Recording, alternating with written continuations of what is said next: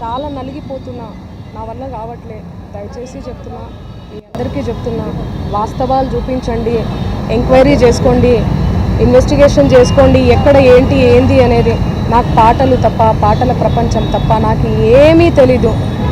ప్రజలారా ఎవ్వరు కూడా నమ్మకండి దయచేసి. మీడియా మిత్రులారా, మీరు పెట్టేదానికి కింద కామెంట్లు చూసి కుమిలిపోతున్నా, నా వల్ల కావట్లేదు అసలు. దయచేసి చెప్తున్నా, నేను తప్పు చేస్తే మళ్ళీ చెప్తున్నా, నన్ను ఎక్కడికైనా పిలవండి, నేను ఎక్కడికైనా రానికి సిద్ధం. ఏ పోలీస్ స్టేషన్ గడప తొక్కనికైనా సిద్ధం, జైలుకి పోవడానికి కూడా సిద్ధం. నాకు అసలు ఆ బాధితుల్ని చూస్తుంటే ప్రాణం పోతే చాలా బాధ అనిపిస్తుంది. వాళ్ళు నా మీద అనిపిస్తున్నా కూడా మంగ్లీ అని చెప్పి, ఏమీ లేని మంగ్లీ, అక్కడ అసలు మంగ్లీకి సంబంధమే లేదు. వాళ్ళు చెప్తున్న బాధ అనిపిస్తుంది నాకు. ఎందుకంటే ఆ పేదరికం నుంచి నేను వచ్చాను, నాకు తెలుసు అది ఆ పెయిన్ ఎట్లుంటుంది అనేది. వాళ్ళ దగ్గర నుంచి వాళ్ళని ఏమనాలి అసలు నాకు అర్థం కావట్లేదు. నోటితో ఆ మధు నాయక్, ఆ హేమకాంత్ రెడ్డి, ఈ సుబ్బారావు, ఏంది అసలు ఈ గేమ్ అంతా ఏందో నాకు అసలు ఏమీ కూడా అర్థం కావట్లేదు. గత 30 రోజుల నుంచి నా ప్రోగ్రామ్స్, నాకు అన్నీ కూడా రికార్డింగ్స్ అన్నీ కూడా వదులుకోవడం జరుగుతుంది. నాకు అసలు దయచేసి చెప్తున్నా, చేతులు జోడించి చెప్తున్నా, నా తప్పు ఉంటే నన్ను ఏ శిక్ష విధించినా కూడా నేను పడడానికి నేను రెడీ. కానీ దయచేసి నా మీద ఏమైనా కోపం ఉంటే దయచేసి చెప్తున్నా, మీరు చూపించే దాన్ని బట్టి ప్రజలందరూ కూడా మిస్లీడ్ అవుతుంది. ప్రజలందరూ ఏమనుకుంటారు, అరే ఏంది అసలు ఏంది మంగ్లీ అని చెప్పి అనుకోరా, నమ్మరా వాళ్ళు? డౌట్ వస్తుంది కదా. ఎంత ప్రేమించే నన్ను, ఎంత ప్రేమించే నా పాటలను హేట్ చేస్తున్నారు. అది దేనివల్ల? మీడియా వల్లనే కదా. మన media, social media, main stream media వల్లనే కదా. దయచేసి చెప్తున్నా, నేను రిక్వెస్ట్ చేస్తున్నా మీ అందరికీ. నేను అసలు ఒక్క మాట కూడా అనట్లేదు మీడియా లేకపోతే అసలు నేను లేను. సోషల్ మీడియా లేకపోతే నేను మళ్ళీ చెప్తున్నా, నేను లేను. ఏదన్నా తెలిసి తెలియక తప్పు మాట్లాడితే నన్ను క్షమించండి. మీరు లేకపోతే నేను లేను. నా అన్నదమ్ములు లాంటి వాళ్ళు మీరందరూ కూడా, ఓకే? ప్లీజ్ నా ఫోటో దయచేసి వాడకండి. దీనికి నాకు సంబంధం లేదు. ఎందుకు నా ఫోటో వాడుతున్నారు? ఇక్కడ మెయిన్ ఎవరు? మధు నాయక్, హేమకాంత్ రెడ్డి, ఈ సుబ్బారావు అనే వ్యక్తి, అడ్వకేటు, వీళ్ళు. ఆ మధు నాయక్, హేమకాంత్ రెడ్డి ఎవరి దగ్గర నుంచి కలెక్ట్ చేసిండు పైసలు? బాధితుల నుంచి. బాధితులకు నేను అండగా ఉంటా. ఏమైందో ఇది, బాధితులకు న్యాయం జరగాలని ఈ కేసు ఏమైనా ఇట్లా అవుతుందేమో ఏమో తెలియదు, భగవంతుడికి తెలుసు ఎరుక. కానీ నేను వాళ్లకు తప్పకుండా అండగుంటా. వాళ్లకు న్యాయం జరగాలి. ఈ మధు నాయక్ని, హేమకాంత్ రెడ్డి గారిని, నా మీద బ్యాడ్గా దుష్ప్రచారం చేసిన అన్ని సోషల్ మీడియా ఛానల్స్ అన్నీ కూడా తిరిగి దుష్ప్రచారం చేసినటువంటి ఆ సుబ్బారావు గారికి కూడా చేతులెత్తి దండం పెడుతున్నా. వాళ్ళని కఠినంగా శిక్షించాలి అని చెప్పి పోలీస్ శాఖను నేను కోరుతున్నా. ఇన్వెస్టిగేషన్ చేయాలి, ఫెయిర్ ఇన్వెస్టిగేషన్ చేయాలి. నేను ఇంతకంటే ఏమి చెప్పదలుచుకోలేదు. నిజానిజాలు ఆల్రెడీ మీకు తెలిసింది. దయచేసి చెప్తున్నా, థంబ్నెయిల్స్ చాలా పెయిన్ఫుల్గా అనిపిస్తున్నాయి, చూడలేకపోతున్నా. మా నాన్న, మా అమ్మ, మా ఫ్యామిలీ చాలా క్షోభకు గురవుతున్నారు. నాకు మా నాన్న అంటే చాలా ఇష్టం. చూడండి, చిన్నప్పటి నుంచి నేను మా నాన్న స్టోరీ చెప్తే మీరే ఏడుస్తారు.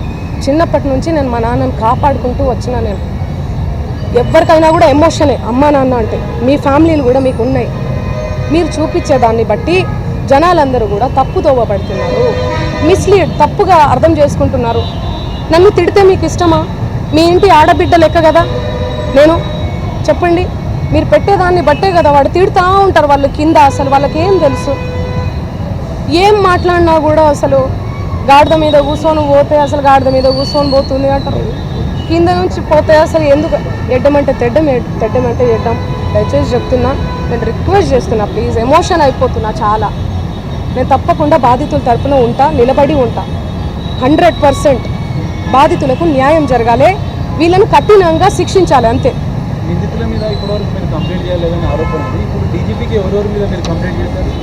మేము ఆల్రెడీ నార్సింగ్లో 23వ తారీఖే మేము చేసాము.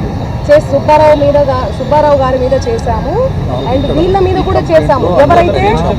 ఎవరైతే వినండి, ఎవరైతే నా పేరు చెప్పుకొని పైసలు వసూలు చేసిర్రో వాళ్ళ మీద, మధు నాయక్ మీద, హేమకాంత్ రెడ్డి మీద, సుబ్బారావు గారి మీద, అందరి మీద వేసామండి మేము.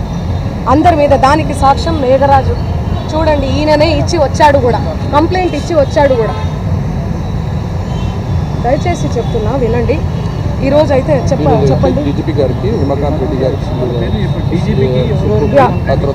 డీజీపీ గారు, అడిషనల్ డీజీపీ గారు రమావత్ మధు, చూడండి రమావత్ మధు అండ్ సుబ్బు సిగపోగు అండ్ హేమకాంత్ రెడ్డి ముగ్గురు మీద ఫైర్ ఇన్వెస్టిగేషన్ కోసం నిజానిజాలు తేలాలే. పాపం ఆ బాధితుల పైసలు తీసుకొని ఏడబెట్టిర్రో కూడా వీళ్ళు తెలీదు. సో అందుకని మేము ఇచ్చాం. బినామీ అకౌంట్లు ఓపెన్ అవ్వాలి. థ్యాంక్ యూ సో మచ్ అందరికీ, థ్యాంక్ యూ సో మచ్. నేను మళ్ళీ నా పాటతో వస్తాను, ఓకేనా? Thank you. Investigation officer investigation చేస్తారు, తప్పుంటే తప్పకుండా. పోలీస్ శాఖ ఉంది. Sorry investigation